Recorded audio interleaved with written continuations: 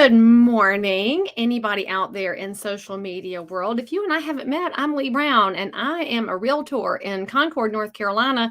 I'm also the vice president of advocacy for the National Association of REALTORS this year.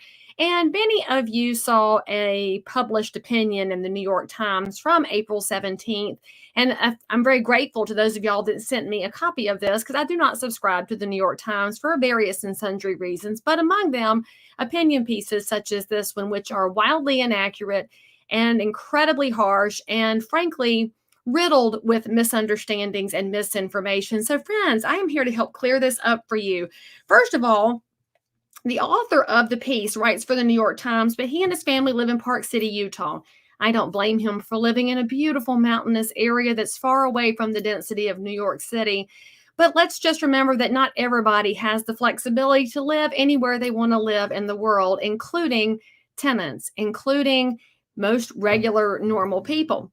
Well, in this article, the author wants to talk about how the Realtors, the National Association of Realtors, are advocating ending these blanket moratoria across the country that were created during the COVID era. I want to clear up some misunderstandings for you. First of all, the Realtors were the first and the most vocal advocates for protecting tenants in properties. When all of this stuff started in March of last year, it was the Realtors who said, hey, we have to figure out solutions because a lot of folks who rent properties were sent home. They weren't able to work, weren't able to pay their rents.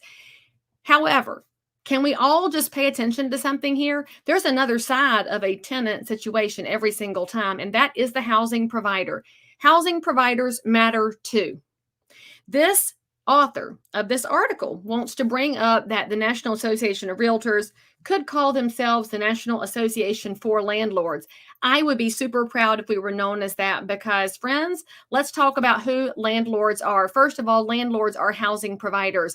Landlords are not the epitome of evil. These are so often your neighbors, including this neighbor. I will tell you right here, I do own investment properties so that I can provide great housing for somebody who's not in a position to purchase or doesn't want to purchase. And when you think about who your housing providers are, over half of the people providing rental properties in the United States are regular, normal neighbors. We can call them mom and pops, also known as small businesses, also known as not hedge funds or big banks. And when your neighbor has an investment property, most of your neighbors that have them have between 2 and 4 doors, as we refer to properties in this space. When you think about the doors that are provided, let's talk about what's happening there. What if you inherited your mom's house and you said, I'm not ready to sell mom's house. Let's rent this out to a lady from church who needs a place to live while she escapes the bad marriage that she's in, and she's got to have somewhere for the kids to go. Did you realize that that's a housing provider? We have to stop broad brushing every category of everybody in this country. And if you want to talk about broad brushing, friends, that's part of why the Realtors have advocated for the end of the moratoria. Why?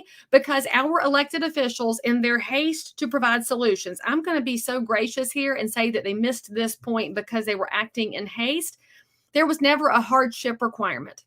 All right. That means that not everybody who has stopped paying rent has had a COVID-related hardship. Some folks have continued to work. However, when you tell a neighbor you don't have to pay, how many people are going to say, no, no, no, I said I would, I'll pay anyway. We have an issue with responsibility in this country anyway, and this didn't make it any better. What has happened instead is, as owners of property, as housing providers, many housing providers in every zip code throughout the country have been saddled with tenants who have zero intention of paying their rents and zero intention of behaving under the guidelines of their contracts. And those property owners have been unable to evict. Friends, that's not right. I'm just going to tell you, if you have a tenant in the property who is misbehaving, who is acting outside of the law, that housing provider shouldn't have to continue to let them live there. Should there be absolutely rules in place to help folks who have been impacted by COVID? Every investor that I know has made a conscious effort to work with tenants who have been impacted by this COVID era and the unnecessary lockdowns and shutdowns by our government on so many levels to take care of folks in need. Because you know what? In this country, most people will do the right thing. We don't need the government telling us what to do and shutting everything down. And that's where the Realtors had to step in. Because without the realtors, who's going to take care of these housing providers, friends? Because I'm going to tell y'all another secret. Most housing providers don't own their houses outright. Most of y'all don't own your own house outright. Why? Because we have the banking system in this country. We have mortgages that allows folks to leverage and find a way to prepare for their future. Oh, that's right. Because none of us should be counting on Social Security as a means of support in retirement. Many of your neighbors that have investment properties and are providing a house for tenants, man, they're doing this as a way to prepare for their future. I talk to every one of my future buyers about the opportunity to build an empire in real estate. It's how Warren Buffett built himself. It's a really smart, solid way to A, provide housing in your community, and B, provide a future. But let's go back to the fact that those housing providers, most of them have mortgages. Well, guess what, friends? If the tenants are not paying the rent, how is that housing provider going to pay the mortgage? Most of us have some kind of a cushion, but cushions don't last forever. I mean, you bought some sunbrella for your front porch. It says that it's weather resistant for outdoor, and it still doesn't last forever. Because in addition to having to take care of the mortgages on these properties that are rented out to tenants who are not paying, those housing providers are still having to pay their tax bills. And did y'all know that property taxes account for 30% of the revenue nationally for your local governments? And oh, what do property taxes pay for? Oh, the public schools, which in many instances haven't even been open. That's a whole different discussion altogether. Without property taxes, so many of the programs in the communities would grind to a halt. And by the way, before you say, well, they should pay taxes, they have houses, who takes advantage of public schools? All neighbors, tenants, and property owners alike. So the property owners are footing the bill for the schools that the tenants are using, but the tenants aren't paying. That's where the realtor said we need to create a better plan here. Should there be rental assistance? Absolutely. Why do we need rental assistance? Because some folks have not been able to work. However, what the realtors have advocated for is to make those rental assistance payments go to the housing provider so that the housing can be provided for. Because you should also know, in almost every state, there is regulatory and legal ramifications for housing providers that don't take care of their property. As a landlord, I have to provide safe housing. When my tenants report an issue, I take care of it because I want them to have great housing available. This is what we have to do. We have to start paying attention to things and understand that housing is a very complex ecosystem, just like everything else in the country. And a blanket moratorium doesn't make sense. So when this gentleman, I'm just going to call him a gentleman, we haven't met, but I did look him up online. When he sits here talking about how he needs pithy quotes from us, Mr. Neubecker, let me provide you with a pithy quote. Housing matters. Housing providers matter. Tenants want a good, safe place to live, and we have to work together as a country to provide an ecosystem that will take care of all parties. That does not mean, though, that somebody shouldn't be held accountable if they should be held accountable. Landlords should be held accountable for substandard housing. Tenants should be accountable for the rents that are due if they have the ability to pay the rents that are being charged. He also said that he discovered in a round of calls to top producing agents this week that many realtors have no idea what NAR is advocating for. I'll have to agree with him on that. So that's why, friends, if you happen to be a realtor or know a realtor, you should make sure that every realtor watches this video and other ones, because all realtors should know that as an organization, as a trade organization, we care heartily about our communities, every zip code that we serve and every socioeconomic group that we serve, because realtors are everywhere, Mr. Neubecker. Did you know that with 1.43 million realtors in an estimated country size of 330 million, that means 1 out of every 230 Americans is a realtor. That means we're your neighbors too. And when we own investment properties because we're trying to prepare for our future, we're 1099 commission income. We don't have the 401k that you likely have as a person who works for a trade or a publication such as the New York Times. I'm providing for my kids.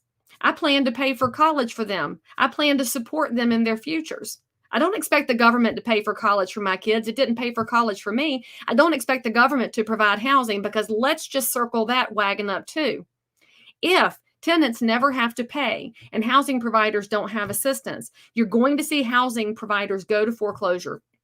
There's not an endless pot of money. So who's going to step in then? Mr. Newbecker, would you prefer that hedge funds own more houses? I don't prefer that because I have found that hedge funds aren't necessarily my neighbors and don't necessarily know who lives in my properties and go to school with their kids too, and doesn't look for an individualized solution neighbor by neighbor, which is also how this country was built, where churches were the ones that stepped in and took care of folks. Why are we not taking care of each other? We cannot rely on big government. Big government is a problem. This country was founded on neighbor talking to neighbor. In fact, if we would get back to that, then these broad brushing moratoriums would never have been necessary. We would talk to each other and say, let's figure this out. And so if you want to think about what happens when housing providers go to foreclosure, it's hedge funds that step in and buy. So, Mr. Newbecker, would you prefer that the government build more government housing? The last time I checked, the government hasn't done anything correctly. Ever. Show me one government program, one government controlled thing that works smoothly and efficiently and actually is a good steward of the dollars they're provided with. Doesn't exist. The best solutions come from neighbors. The best solutions come from the private sector. And the National Association of Realtors is the private sector. All of these realtors that you talk about, those top producing realtors you reached out to, they're micro entrepreneurs in their community. They took on a great risk to be a realtor because there is no salary in this position. This is a job built on hard work and built on realtors who go out and get themselves educated and go talk to their neighbors and find solutions. Because every single neighbor is different, every single property is different. And until we start to realize that everything needs a personalized solution, there's not going to be a great answer. And so if you want to call us the National Association for Landlords, I will proudly say, yes, we are. Because landlords are very necessary. And those of y'all that are watching this, if you're wondering how you can be a part of the housing crisis in the country, why not look at yourself as a landlord potential? Look at that 401k that's at record heights and think about where you can buy properties and how you can provide a home for somebody who is in need. And it also mentions here that we have to have solutions here from the inside about COVID and this and such and the other and the billions of dollars in relief. The billions of dollars have been printed on our children's backs. So it's the responsibility right now to spend them wisely. So if you want tenant help, put it into the hands of the housing providers, but also open the courts so that when we have situations with tenants who have outstayed their welcome, who have outstayed their leases and are perhaps outside of the legal bounds of those leases, that as landlords, as housing providers, we can move them along and bring somebody else into that roof where they can have a safe, secure place to live. New York Times, do better. Talk to some people next time before you go making these blanket statements. And by the way, Mr. Newbecker does make a point here. It says, when you're looking to sell your house, you should ask your realtor what they think about this. I really hope that if you're watching this video and you're a member of the public, I hope to heavens that you do ask your realtor if they're involved in making sure that there are better policies for everybody in our communities, whether they are tenants or they are housing providers, or they have that dream of being a housing provider one day. Because more realtors need to know that this work is important and that this work is happening. And more legislators need to understand that those of us that do this job every single day, we're the boots on the ground and we vote too. It's time to listen to your constituents and stop listening to newspapers such as the New York Times, which obviously have lost complete and utter touch with the world that we live in. Friends, pay attention. We are not out of the woods on any of this stuff. The legislation that's going through and being voted on is happening without your input in many situations. So take the opportunity to create the input and let your elected officials and bureaucrats know that realtors are neighbors too. Housing providers matter, and tenants, we absolutely want to find a way to work with you to get all of us through this time until we can stop these ridiculous economic shutdowns.